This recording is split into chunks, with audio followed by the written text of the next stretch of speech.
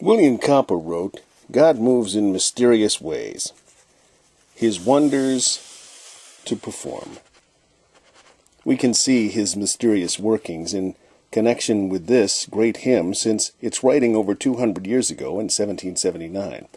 For years, Amazing Grace has been a favorite, particularly in our southern churches, and no convention, especially a Baptist convention, is ever complete unless it has been sung at least once. But a few years ago, through an accident, it became the #1 song of the recording world, and it stayed at the top for weeks. This so-called accident, in which I can see the hand of God, occurred when a young woman made a pop recording and needed a backup for the flip side, preferably something on which no copyright fee would have to be paid. She suggested a song she learned in Sunday school. It was a religious song, but no one would play that side anyway. And so, Amazing Grace became the flip side, or so they thought. For when the record was released, for some unknown reason, the disc jockeys began to use the flip side. Soon every radio station in the country was playing Amazing Grace. In a matter of a few short weeks, it had become #1 on the hit parade, and millions were hearing the testimony of John Newton, written 200 years before. It was my privilege to know work with the late Dr. Donald Gray Barnhouse, the great preacher and Bible teacher.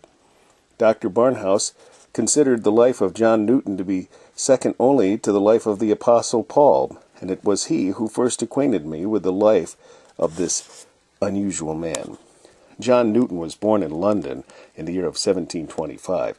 His father was a sea captain, his mother a devout Christian a Christian woman, who, realizing that an illness she had would take her life within a short time, taught her son to know the Bible at an early age. When John was 7, his mother died, and he became a cabin boy aboard a sailing ship. His experiences through the years on the sea were dangerous and exciting, even to be shanghaied. That is, he was forced to join the crew of a man of war. Here he was cruelly treated, being flogged and abused. After this experience, he joined the crew of a slave ship and eventually became a captain. During all of this, John drifted far from his mother's God and the Bible. He later wrote, "I often saw the necessity of being a Christian as a means of escaping hell, but I loved sin and was unwilling to forsake it."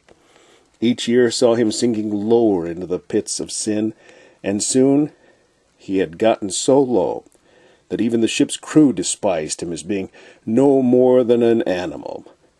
On one occasion, the drunk captain fell overboard, but the men did not so much as make an effort to drop a boat over the side to rescue him. They simply took a whaling harpoon and threw it at him. It caught him in his hip, and the crew hauled him aboard, much the same as they would a large fish. Because of this occurrence, John Newton limped the rest of his life. But he would say each limp is a constant reminder of God's grace to this wretched sinner. Amazing Grace is really the life story and testimony of John Newton. It was in 1779, while working on the hymnal Olney Hymns with William Cowper, author of There is a Fountain Filled with Blood, that he wrote this gem of hymnology, using its first title, Faith's Review and Expectation. Alfred B. Smith.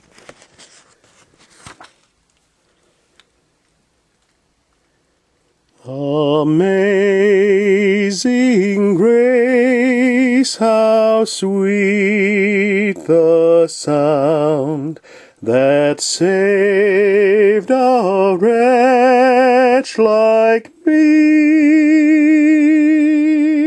I once was lost, but now I am found.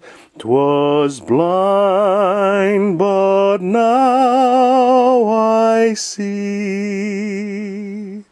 'Twas grace that that taught my heart to fear, and grace my fears relieved.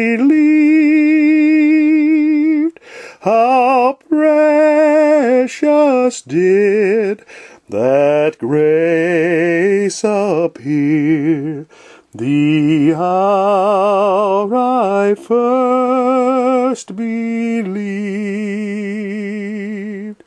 Through many dangers, toils, and snares, I have already come. 'Tis grace that brought me safe thus far, and grace will lead me home. The Lord has promised good to me. His word my hope secures. He will my shield and portion be, as long as life endures.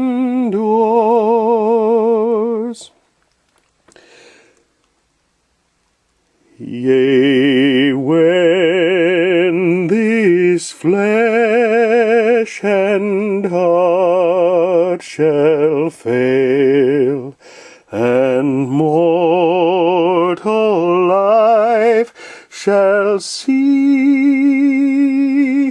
I shall possess within the veil a life of joy and peace. When we've been there 10,000 years, bright shining as the sun, we've no less days to sing God's praise than when we first began.